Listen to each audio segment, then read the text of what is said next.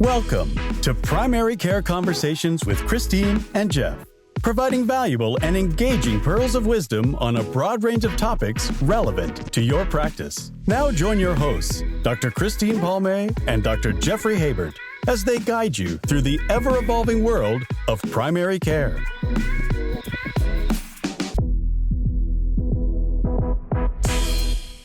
Welcome, everybody. We are so excited for tonight's episode.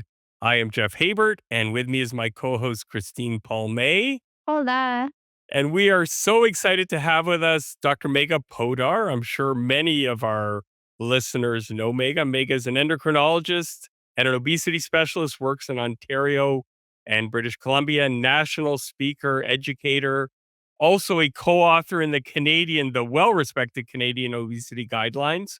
And we are so excited to have you here. We've been talking about this episode for a long time. So welcome, Megha. Amazing. And I have to admit, I feel like a bit like the third wheel because you guys had just went on some kind of Taylor Swift Eras tour speaking, but I'm going to try to pitch in when I can.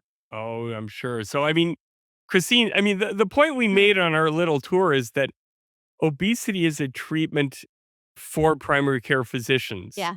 It is something we need to do. And we understood that physicians only have 10 minutes. Actually, that was part of the title.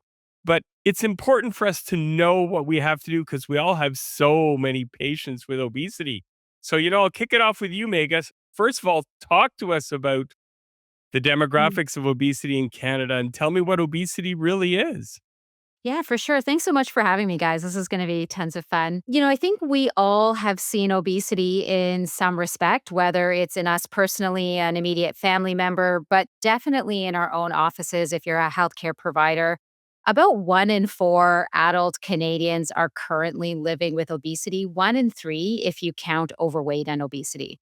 And so the challenge isn't just that obesity exists, it's getting worse. The rates are going up. And the rates are going up in the most severe form of obesity. And so what that ends up translating to is all the complications. We're seeing more diabetes, more high blood pressure, more heart disease.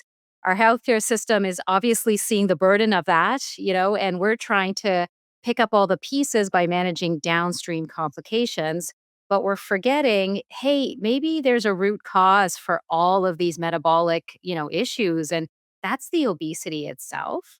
So a lot of the journey for obesity is kind of reframing what is obesity itself. If we're talking about treating that root cause and not just the downstream complications, what are we exactly treating? And so that's the really new idea behind the clinical practice guidelines that were published back in 2020. We're defining obesity differently. It's not just about measuring weight and height and calculating a BMI. The BMI is a measure of body size. That's not actually a measure of health. So we're looking at obesity to define what is the actual impact of this weight on somebody's overall health.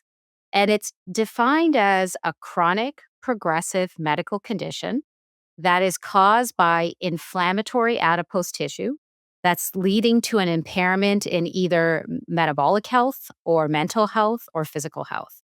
So you can imagine it's getting more complicated because we're understanding so much more about what this disease is. But if we don't understand it, we don't know what we're treating. And that's where it kind of all starts to fall apart. And I love that you say disease, and that's the point we make all the time with a lot of things we talk about, like depression. Obesity is a chronic disease. It is not a lifestyle choice. And the days of eat less and move more are done. And we talk about that a lot. And we're in a big room where we get people that are shocked when we say those kind of things. So just a bit of a question. Now with all the media and, literally patients don't want that discussion about the chronicity of their disease, the implications. Just give me my GLP-1. I don't want to talk about it. How are you addressing that?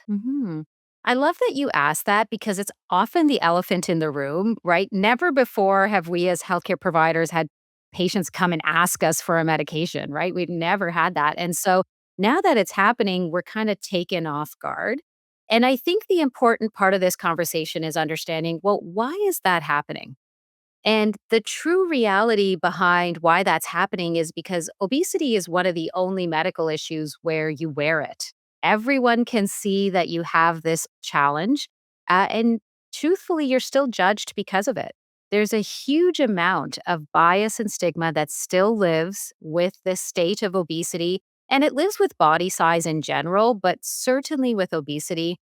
You see it everywhere. You see it in the subway, you see it on the plane, you even see it in healthcare providers' offices. And so we know that this is a problem where people living with obesity have had issues with discrimination probably their whole lives. As long as they've had obesity, they've had issues with dealing with stigma and bias. And then what ends up happening is something very interesting. They start to believe that those issues or those biases are true. And there's this really interesting concept called internalized weight bias, where people start to believe I must be lazy. I'm obviously not motivated enough. Why can this other person do it, but I can't figure out how to do it? And once you internalize that narrative, it becomes the first thought that enters your mind every single time you go down this journey. And the journey to weight reduction is never a straight line. And so there's so much built in here around the support you need and how to really start to break down these narratives of this is just your fault. You just got to try harder. Obviously, you did something wrong to wait a second. This is a complex chronic disease that has to do with my genetics, my biology, my hormones. All of these things are playing a role. They're interacting with the environment. And this is why my body is holding on to weight. You kind of have to flip it on its head. But going back to your question, what do you say when somebody's asking for that GLP-1? Well, to me, it's like, hey, well, what are we treating? What is the challenge that you've experienced with your weight? And is it the reality and is it worth it that being on this medication will actually treat that? Because what GLP-1s are not are weight loss drugs. That's what everyone thinks they are, but that's not what they are. They're obesity treatments. And when you live with internalized weight bias, all you want to do is get that weight off because that's the reason why you haven't been accepted and valued in this world. But unfortunately, weight loss it was never the problem. It's never going to be the solution. I love that. That was a huge eureka moment for me, just the way you phrased that. No. Hmm. I mean, just so important. And, you mentioned briefly about genetics, and I've heard you say, I mean, there's almost 2,000 genes involved. And in fact, this is 70% genetic and not their fault. Their body is really regulating their weight control center, their appetite. It's all part of these genes, correct? That's right. And it's so interesting because so many people think, okay, if I asked you, what's the organ system that's involved in this disease of obesity? I ask this in a room full of people all the time, and everyone will say interesting things: adipose tissue, stomach, whatever, liver, but it's the brain. The brain is the central organ that regulates our body weight. When we say it's genetic, all of those genetic traits are linked to appetite centers in our brain. How does our body control our weight? It regulates our appetite. Every time you calorie restrict and you lose weight, the hunger centers in your brain, the area of the brain that regulates reward from food, pleasure from food, all of those areas light up so that you go out and get more food. So you can imagine if somebody's living with obesity and they're going on a beautiful calorie restricted diet because they want to be healthy and they want to improve their weight, they're getting hungrier and hungrier and hungrier because that's the pathology in the brain. When you have a genetic predisposition, that wanting that degree of hunger is even higher. And so, we know that there's a clear genetic predisposition to many people living with obesity, but also that's actually where our treatments work, right? So it's really important to kind of see that connection because for so long we've told people just diet and exercise, eat less, move more. But that's not treating the brain. In fact, that's making the appetite center worse. So, what are the treatments for obesity? They're the ones that are going to target that appetite center in the brain. It's psychological intervention, medication, or surgery. All of those things target those appetite centers, and those are the only evidence-based treatments that have been shown to reduce weight long term. Longer term enough to see cardiovascular benefit and health benefit. The yo-yoing isn't going to get you And that's an important diabetes point. I mean, remission. because we Yeah, have patients come to us all the time. I've lost 30 pounds on Weight Watchers or Jenny Craig or Atkins. And the answer is they won't lead to sustainable weight loss. exactly. Because going back to my original point, well, you want to be on a GLP-1, but what's going to make it worth it to be on this long term? Just reducing your weight for 6 months, stopping it and regaining it, is that worth it? Because from a health perspective, objectively, it's actually probably not going to do much for your overall health benefit in the long term. And in terms of indications for therapies, we still go by we still have to use anthropometric numbers like a BMI over 30, especially for insurance, or a BMI over 27 with comorbidities. And you agree with that, correct? Yeah, to some extent. I mean, that's what the clinical trials chose as their inclusion criteria. That's what our guidelines are going to abide by. But to be honest, if you're of a different ethnicity, you could meet the criteria for obesity at a lower BMI because we know abdominal adiposity is greater at lower weights in certain ethnic backgrounds. So I don't actually follow those rules to diagnose obesity. Now, to your point, insurance and all of these other sort of systemic issues are really heavily relied on BMI. So there's a gap there that needs to be addressed. But what I don't want the take home message to be is that BMI is the ultimate decider as to whether treatment makes sense for this individual. It really has to be centered more around health than around weight to understand the risk benefit of treatment. And you know what? I mean, another important point that I think we should bring up is it's one of the only chronic illnesses we treat where we should be asking our patient permission to discuss it. We don't do that with hypertension or diabetes or anything else, but the science of treatment for obesity have shown we need to ask permission. We do, and it sounds so, hokey, especially for primary care providers. You've been, managing this person's health alongside them for probably their whole lives. Are we really going to ask permission? That doesn't, really sound right to me. But I'll go back to my initial point around wearing the disease. It's one of the only chronic diseases that people still wear it and they see it, and they actually don't think that the doctor is going to. Um, Help them. They think this is my problem. I did this to myself. I actually don't want to waste my doctor's time because they have real issues to deal with.